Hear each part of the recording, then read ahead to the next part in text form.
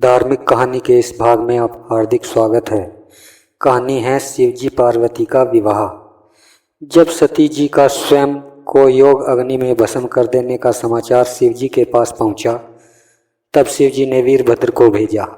उन्होंने वहां जाकर यज्ञ विध्वंस कर डाला और सब देवताओं को यथोचित फल दिया।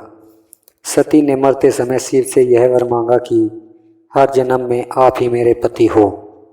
इसी कारण उन्होंने हिमाचल के घर जाकर पार्वती के रूप में जन्म लिया। जब से पार्वती हिमाचल के घर में जन्मी, तब से उनके घर में सुख और संपत्तियां छा गई। पार्वती जी के आने से पर्वत शोभायमान हो गया। जब नारद जी ने यह समाचार सुना तो वे हिमाचल पहुँचे। वहां पहुंचकर वे हिमाचल से मिले और हंसकर बोले, तुम्हारी कन्या गुणों की खान है। यह स्वभाव से ही सुंदर, सुशील और शांत है। यह कन्या सुलक्षणों से संपन्न है। यह अपने पति को प्यारी होगी। इसका पति नंगा, योगी, जटाधारी और सांपों को गले में धारण करने वाला होगा। यह बात सुनकर पार्वती के माता पिता चिंतित हो गए। उन्होंने देवर्षि नारद से इसका उपाय पूछा। तब नारद जी बोले, जो दोष मैंने बताए हैं, मेरे अनुमान से वे सभी शिव में हैं।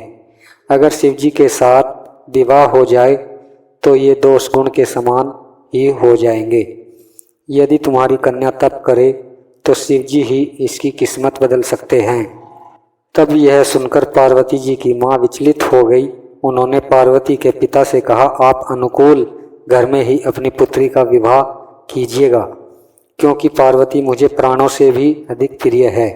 पार्वती को देखकर मैना का गला भर आया। पार्वती ने अपनी माँ से कहा, माँ, मुझे एक ब्राह्मण ने सपने में कहा है कि जो नारद जी ने कहा है तू उसे सत्य समझकर जाकर तप कर। यह तप तेरे लिए दुखों का नाश करने वाला है। उसके बाद माता पार्वती को बड़ी खुशी से समझाकर पार्वती तप करने गई।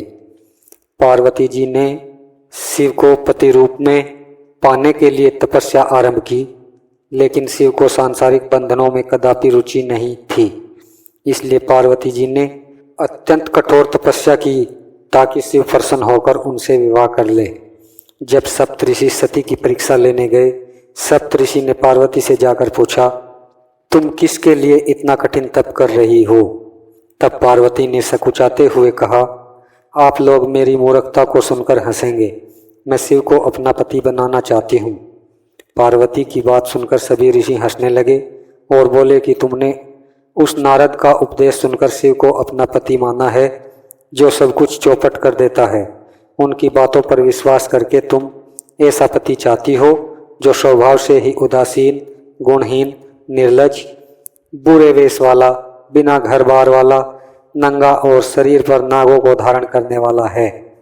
ऐसे वर के मिलने से कहो तुम्हें क्या सुख मिलेगा। अब हमारा कहा मानो, हमने तुम्हारे लिए बहुत अच्छा वर चुना है।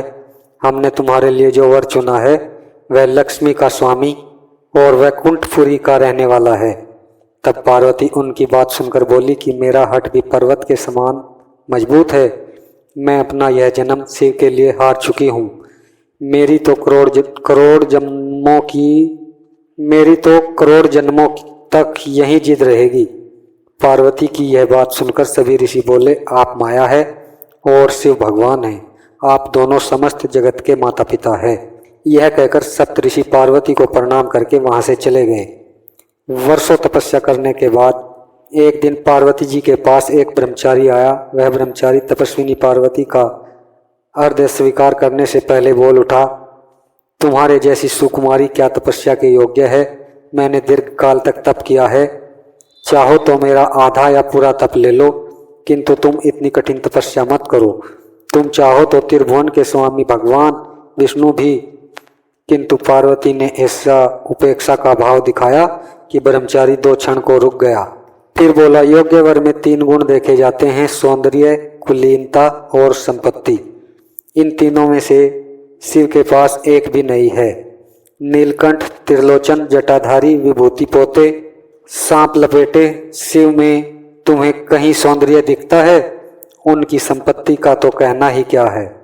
नग्न रहते हैं, बहुत हुआ तो चरम चमड़ा लपेट लिया। कोई नहीं जानता कि उनकी उत्पत्ति कैसे हुई।